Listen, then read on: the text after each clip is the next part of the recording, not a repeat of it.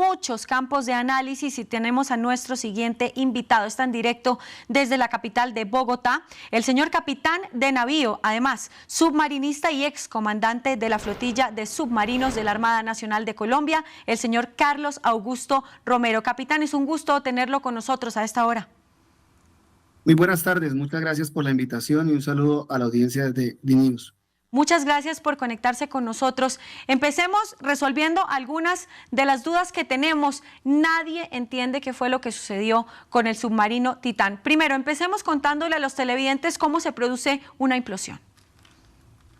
Bueno, todos los artefactos que están sometidos a una presión debajo del agua, como son los sumergibles y los submarinos, experimentan una presión de la columna de agua que está sobre ellos debido a la presión hidrostática.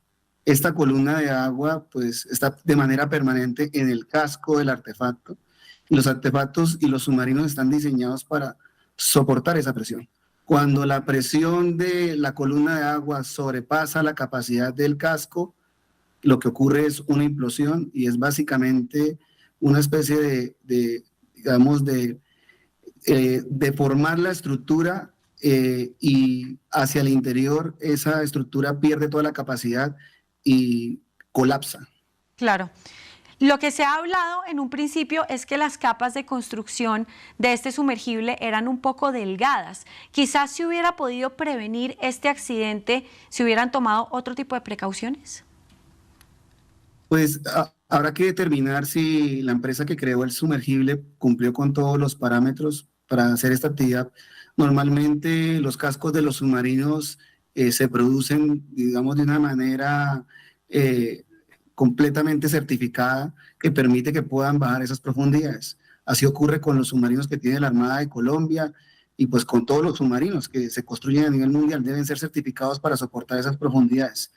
Habría que determinar si en el caso de este sumergible se cumplió con todas esas especificaciones. Usted que es submarinista, ¿cómo es el tema del oxígeno una vez que uno ya está dentro de la cápsula?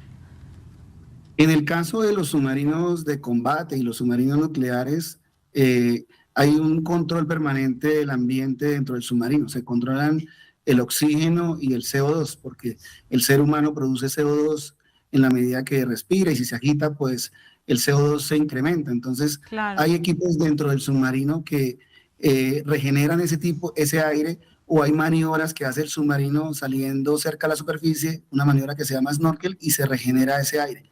En este caso, el sumergible, que es un compartimento mucho más pequeño, entiendo que tenían botellas adicionales para mantener la capacidad y la autonomía que estaba entre 6 y 10 horas. ¿Cómo es el tema del trayecto para llegar al Titanic? Es decir, el Titanic estaba, los restos, a 3.800 metros. ¿Era un trayecto directo o había que tener algún tipo de desviación? Pues lo que yo he podido ver y observar en los videos y lo que estaba ocurriendo, porque desconozco cómo era la trayectoria, pero este sumergible, en videos anteriores lo que se observaba es que a través del lastre, que el lastre estamos hablando del peso, a través de ese peso adicional, a ver, cuando un artefacto está en la superficie, tiene bolsas de aire que lo permiten mantener en flotabilidad, como cuando una persona tiene unos flotadores. Cuando yo quiero descender, lo que tengo que hacer es abrir esas cámaras de aire para que entre agua y el peso lo haga descender. Digamos que era en los videos lo que he podido observar, la maniobra que hacía el semisumergible. Empezaba a entrar en inmersión y a través de motores y de sus hidroplanos se acercaba a donde estaba el Titanic. Y para poder salir, lo que hacía era liberar unos lastres, es decir, liberar peso, para que la densidad del agua lo empujara hacia afuera y pudiera llegar nuevamente a la superficie. Claro. ¿Este sumergible contaba con algún tipo de GPS? Y otra parte de la pregunta, ¿cómo así que se manejaba con un control de un videojuego? Pues sobre el tema del GPS, estos dispositivos, por lo menos en el caso de los submarinos, normalmente todas las embarcaciones que están en el mar cuentan con GPS, pero la señal de GPS solamente, como es a través de los satélites, solamente puede ser recibida cuando se encuentra en superficie. Cuando entramos debajo del agua, la señal de satelital no llega y entonces se navega por otros, digamos, en otras condiciones. Hay equipos que son navegadores inerciales. Yo desconozco si este sumergible tenía navegador inercial creo que no, porque eso requiere de unos dispositivos y de unas calibraciones, pero cuando se está por debajo del agua, la ubicación se hace a través de comunicaciones y se establecen protocolos para determinar la distancia y la ubicación a la que se encuentra, así como la profundidad. Entonces, el GPS no, digamos, no funcionaría ahí a bordo del Claro, sumergible. claro. Sería otro sistema de Sí, transmisión. señor. Sí, señora. ¿Qué le iba a preguntar? Bueno, cuando ya se está en el submarino y uno empieza esta travesía en el mar, ¿cuáles son las condiciones que se tienen que presentar en la cabina? Condiciones humanas, digamos, por preguntarle algo. Si uno necesita ir al baño, ¿qué pasa en un submarino? Ok, en un submarino de guerra que está, digamos, diseñado para tener autonomía entre 45 y 60 días, y en el caso de los submarinos nucleares entre 5 y 6 meses, cuenta con todas las comodidades a bordo, lo que tiene que ver con cocina, alojamiento, baños, etcétera. Digamos, obviamente en un espacio reducido, pero que está diseñado para que la tripulación permanezca en una condición estable y una condición normal a bordo.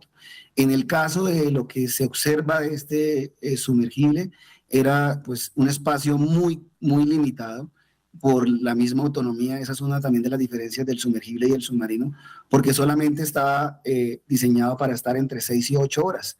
Entiendo que tenía unos orinales para ser utilizados y un baño para ser utilizado en caso de emergencia, pero es un espacio muy reducido. Sí.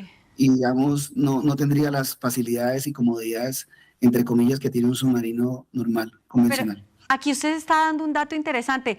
Se supone que tenía una autonomía de 6 a 8 horas. ¿Cuánto era el tiempo que se demoraba desde la superficie hasta llegar a los restos del Titanic? Lo que yo he observado en los documentales que hemos estado viendo es que más o menos el tiempo de descenso estaba entre 2 horas. 2 horas descendiendo, 2 horas haciendo la verificación, acercándose al Titanic, haciendo las verificaciones, y 2 horas o 1 hora y 30 ascendiendo, porque es más, digamos, más rápido, porque la columna de agua, la densidad, perdón, del agua está presionando para que ese dispositivo salga hacia la superficie. Estamos hablando aproximadamente de unas 6 horas. Entonces, digamos que eso era más o menos la maniobra que hacía el sumergible. Claro que sí. Y una última pregunta. ¿Usted cree que había alguna posibilidad de que esta misión tuviera éxito? La misión de rescate. La misión de rescate y la llegada hasta el Titanic, que los integrantes hubieran podido salir a la superficie para contar que efectivamente habían ido hasta los restos y habían visto el Titanic. Pues lo que yo entiendo es que se habían realizado expediciones, luego habían sido exitosas, habían investigadores y personas habían bajado, luego exitosas sí habían sido anteriormente. Pues aquí lo que ocurrió fue una tragedia, un desastre, pero en lo que corresponde a la operación de rescate, hay que simplemente tener en cuenta lo siguiente: es una operación de buscar un artefacto a 4.000 metros de profundidad en el fondo del océano, con todas las restricciones que tiene, y solamente se podía hacer a través de vehículos remotamente tripulados, como fue el ROP, que pudo encontrarlo. Y luego de encontrarlo viene la complejidad de cómo reflotarlo o sacarlo a la superficie. Eso es una operación de alto nivel y un riesgo elevado, que tenía una complejidad muy, muy, muy alta. Así es, capitán. Sin duda quedarán muchas interrogantes y, por supuesto, las investigaciones debidas en el caso. Muchas gracias, señor Carlos Augusto Romero, capitán de navío, además submarinista y ex comandante de la flotilla de submarinos de la Armada de nuestro país. Muchas gracias por haber estado con nosotros en DNews. No, muchas gracias a ustedes por la invitación. Muy amable, buena tarde. Nosotros nos vamos a un corte comercial, ya regresamos con todos los deportes. No te olvides de seguirnos en nuestras redes sociales, @DNews, OK, en Twitter, Instagram, Facebook y también en nuestro canal de YouTube. Ya volvemos.